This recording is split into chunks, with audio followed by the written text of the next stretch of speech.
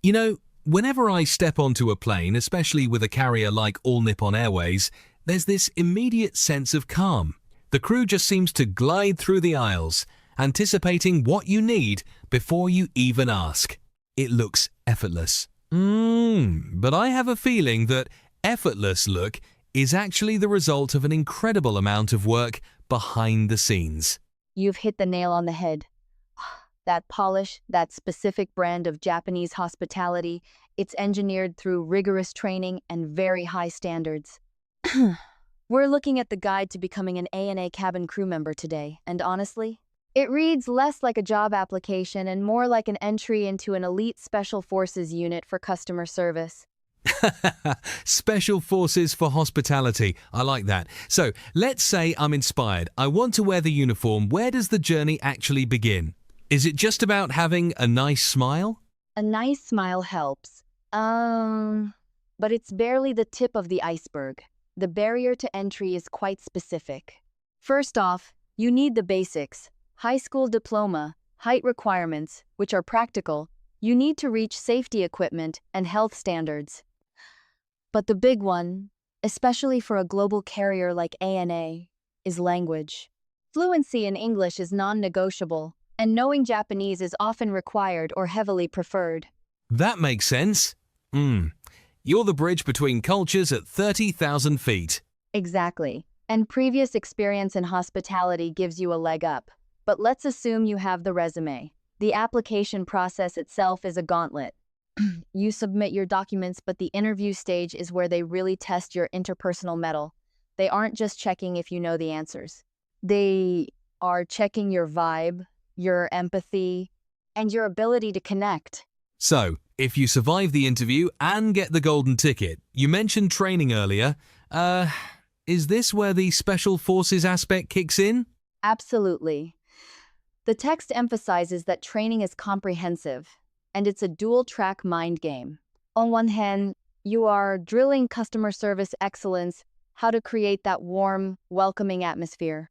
But simultaneously, you are drilling safety protocols until they are muscle memory. Right, because at the end of the day, they are safety professionals first. Correct. The guide mentions practicing real-life scenarios.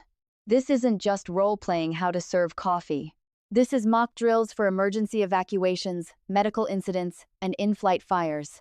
You have to be able to switch from, "let me get you a blanket," to "evacuate immediately in a split second." That requires a very specific type of mental agility.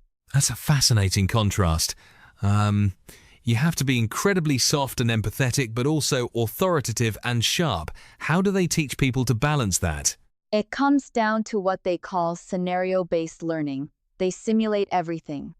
And a huge part of excelling in this role, according to the material, is communication. Not just with passengers, but with the team. You cannot be a lone wolf up there. If you spot a safety issue or a passenger who looks unwell, you have to relay that to the crew instantly. The culture at ANA is built entirely on this cohesive teamwork.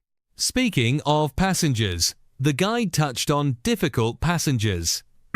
We've all seen the viral videos. How does ANA suggest handling the stress of a passenger who is acting out? It's all about de-escalation. The strategy is to remain calm, essentially being the emotional anchor in the room. You have to listen actively. Often, a passenger is acting out because of stress or fear, not malice. The crew is trained to use gentle language to diffuse tension. But, and this is key, they also know when to escalate to a supervisor. You don't have to be a hero. You just have to manage the situation safely. It sounds exhausting, to be honest. Being that on for a 12-hour flight. It is exhausting. That's why the guide puts a surprising amount of emphasis on work-life balance. It's not just a nice-to-have. It's a safety requirement. If you are burnt out, you miss details. So, how does a cabin crew member actually survive the lifestyle? Discipline. The text suggests rigorous time management on days off. You need to schedule your rest just like you schedule your shifts. It also mentions self-care, mindfulness, exercise, sleep. It sounds basic, but when you're crossing time zones constantly, maintaining a routine is the only way to keep your body and mind functioning. You have to prioritize your own well-being so you have enough energy to give to the passengers. That's a